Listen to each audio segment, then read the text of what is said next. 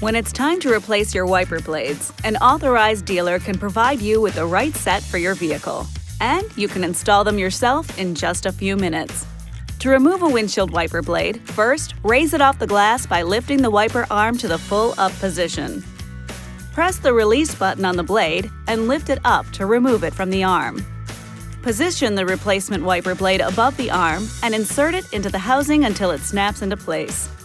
Now just lower the wiper blade onto the glass and repeat the process for the other side.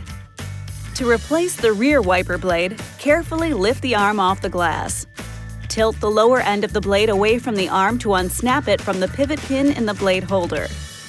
Install the replacement wiper blade's pivot pin into the blade holder and press the blade until it snaps into place.